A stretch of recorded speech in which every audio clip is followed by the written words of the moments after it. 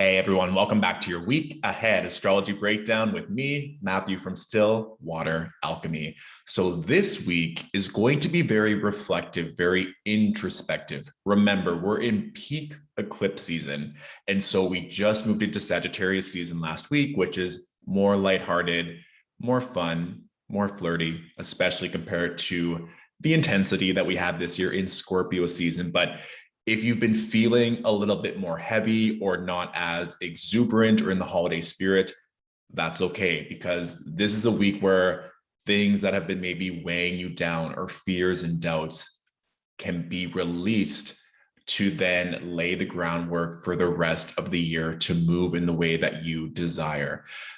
Of course, some work needs to be involved. We can't just be a passive bystander here. And this is definitely not the week to bypass the work that needs to be done. I've been seeing a lot in one-on-one client consults over the past few weeks, themes of burnout or curiosity or longings in relationships, and then even just soul purpose or dharma. There seems to be a lot of that coming through again and again, which makes sense for the energy that we're going through. And Neptune, planet of fantasy, illusion, and dreams, will be stationing direct on Wednesday. So that'll be a nice forward-moving energy to lay the groundwork for the eclipse, the new moon solar eclipse in Sagittarius that'll happen on Saturday. So let's hop into the day-to-day forecast so I can show you this all more clearly. As per usual, I'm based in Toronto, so we're using Eastern Standard Time, and you can adjust the time to whichever city and time zone you're in accordingly. Monday, we start off with this really nice energy. It started on even Saturday, I believe, this Mercury cazimi, the sun. A cazimi is when a planet is within 15 degrees or a minute of the sun, which amplifies that planet's energy. It's said to be in the heart of the king, where you're so close to the energy of the sun, the light of the sun, that that planet can really just freely express itself. And so with regards to essential dignity, Mercury is in its detriment in Sagittarius. Sometimes it can just be very grandiose and very big without getting into the little details that we need to implement those manifestations. So especially with the moon in Libra and the moon applying sextiles to both the sun and Mercury, I want to challenge you all to really play with journaling this week and journaling manifestations or goals to see how that plays out for you day by day. And so you can do it just setting goals on Monday for the whole week or every single day with an intention, even just one word that you want to focus on throughout the day. What I do personally is I write down all my appointments, all my clients, all my goals for the day the night before. So it's like I'm priming myself for success before I even go to bed. And for me, this energy is really getting clear emotionally and mentally on how we want to succeed, how we want to shine. And in my opinion, Monday and Tuesday of this week are by far the most productive days. The reason is we have the sun and Mercury making an applied sextile to Saturn. So this is going to be a good energy where the work that you do is in accordance to what you actually want, or it might just be a more mature overtone. This could also be a nice energy too if you're working with a mentor or a teacher or someone that can really help you move forward in a very clear, succinct way. So use this to your advantage. I'd also be kind of curious too, for those of you who are wanting to manifest partnerships, collaboration, love, with the moon in Libra making sextiles to this cazimi energy between the Mercury, sun, and the moon's also making a trine to Saturn. So with us approaching the end of the month in peak eclipse season, this can just be, these are the pillars, these are my boundaries, these are my new minimums around relationships, love, collaboration, and what that means even for how I love myself. So lots of ways that you can use Monday to your advantage. And so just play with that. There's also this interesting energy too with Venus now slowing down as she'll station retrograde on December 19th, but she's making this applied sextile to Mars, but it'll never be exact.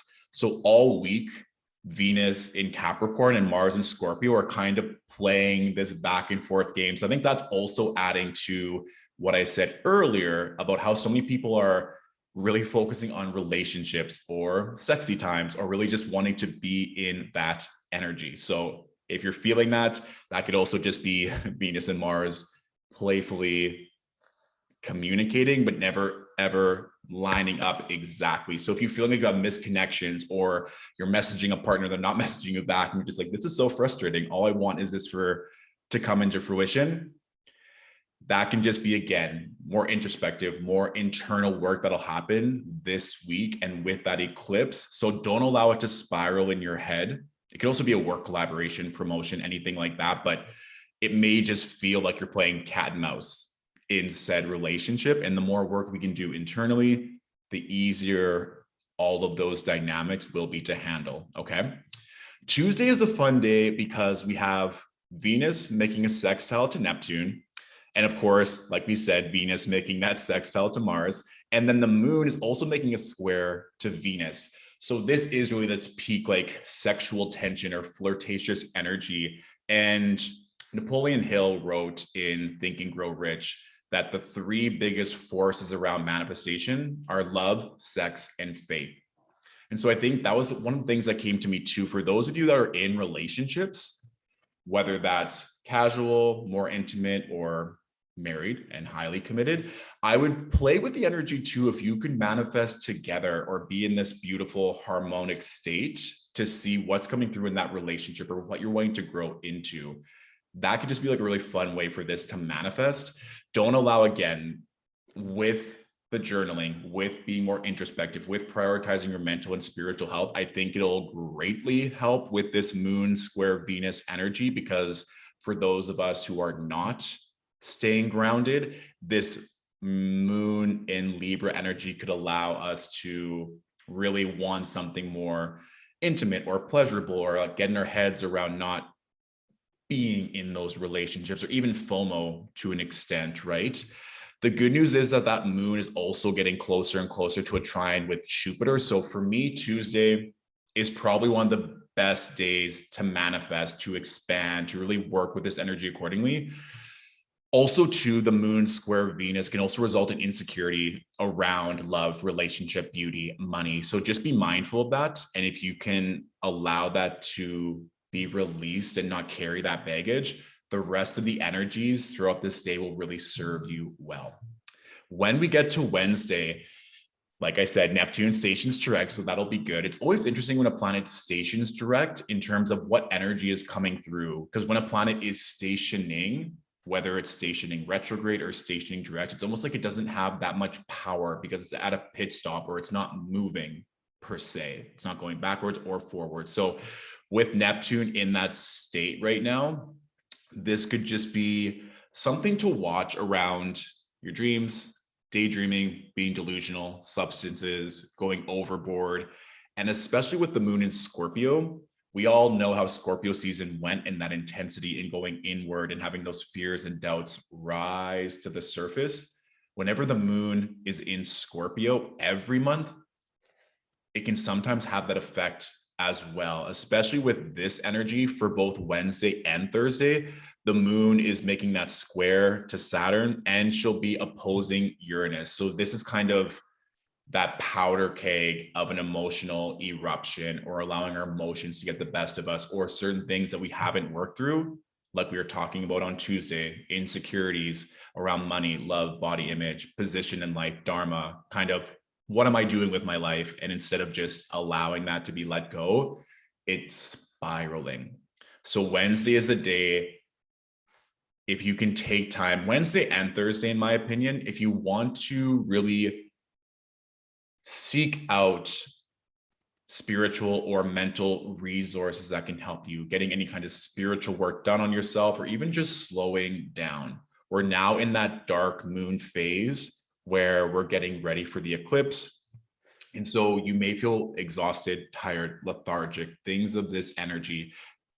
And I would just want to make sure that you all have the time and space to heal, or to let things go. Or there may be certain things that keep coming up and have continually came up over the past 18 months in that Gemini Sagittarius axis. So even to get ready for that eclipse, you could look at the Sagittarius house in your chart to see what it represents in your life, because there'll probably be something that'll be evident in that part of your life to transmute or let go or to heal from accordingly. Okay. Is there anything else I wanted to speak up on that? No, just the dark moon phase, and especially leading up to eclipse. Rest, slow down, do not try and force anything. Think twice before sending that emotionally charged text or email.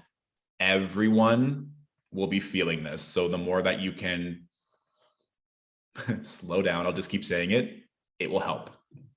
Thursday, this is again that it's good too, because at 9 a.m. Eastern Standard Time. So for most of the world now, as we approach Saturday, the moon is now separating from that opposition with Uranus, but she is making applied conjunction to Mars. And so this can just be tricky in terms of burnout, exhaustion, mental fatigue, anguish, even sexual frustration or anything of that nature, given that Scorpio has a lot to do with the root chakra, the genitals, it rules that part of the body. So just being careful in that regard. The one thing I will say that's coming through here is the moon square to Jupiter. So for me, it can just be a lot of emotions, period, because the moon is making an applied conjunction to Mars and she's squaring Jupiter. And so how can you use those emotions to your benefit? Well, we do have the moon making a trine to Neptune. So this could be telling in terms of what's coming through in your dream state, or even using your dreams and the way you sleep to your advantage. I really recommend to clients subliminal reprogramming or meditation or affirmation work. So we're getting to the deep core of our subconscious. And for some people, this just may manifest in terms of your emotions really working for you and you being in a very happy, benevolent, upbeat state, and whatever you're feeling instantly comes true. So it could be a good exercise in that if you can switch your emotional internal state, your external reality will reflect that. But I do think just with all the energy that's leading up to that eclipse, it could be or has a high potential to be very intense. So this for me is kind of that non-negotiable energy of your calmness, your inner peace is the most important thing. Monday and Tuesday this week, great for productivity. But as we get closer and closer to that eclipse, it may just be more and more turbulent. It's kind of like 2 weeks ago when I did this day by day, week ahead breakdown. I told everyone, if you could take some time off to rest or not have a heavy workload leading up to the eclipse, I assure you, you'll thank me later. This is the kind of same energy like Thursday, Friday, Saturday. Please be kind to yourself.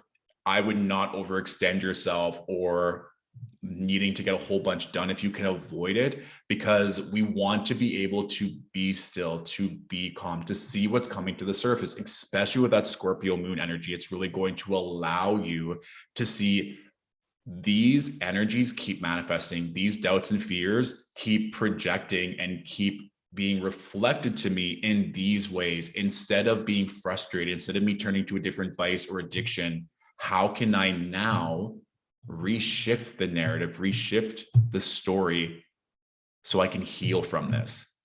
And then that will allow the eclipse to work its magic.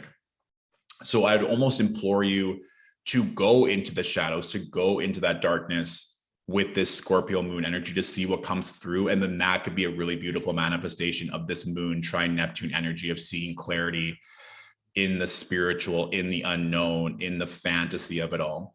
And like I said, if you could work with any kind of healer or light worker, Reiki, hypnotherapy, or just having anyone hold space for you, it would be very beneficial today, Thursday, December 2nd.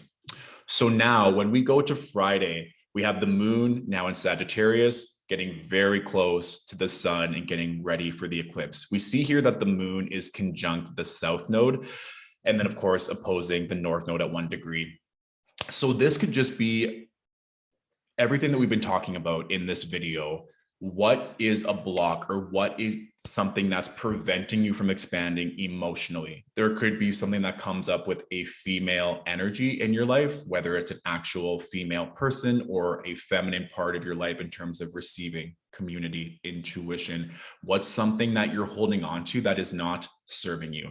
This could also be dependent on, again, the house that Sagittarius rules in your chart. But this could be something that comes up where you have to decide, do I want to keep pursuing this relationship, this job, this mindset, this regime, or should I let it go in order to make way for new happiness?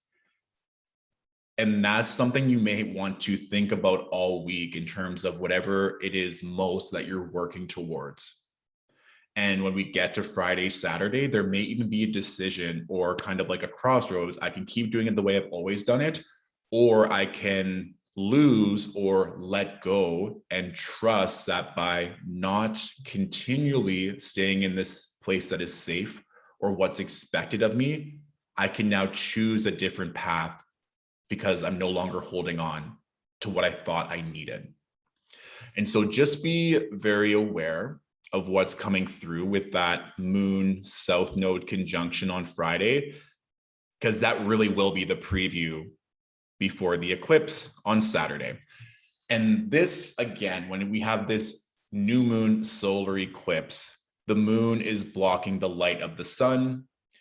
And this could be somewhere or something, especially if you have people in your life that don't do this type of spiritual work or aren't aware of the energies, where for them, all the work you've been doing throughout the week manifests for them on the eclipse, and they're kind of running around with their head cut off, or they're not feeling very great because a lot of those shadows or that inner work is coming through. And so I would just take some time for yourself, maybe alone on Saturday, see what's coming through.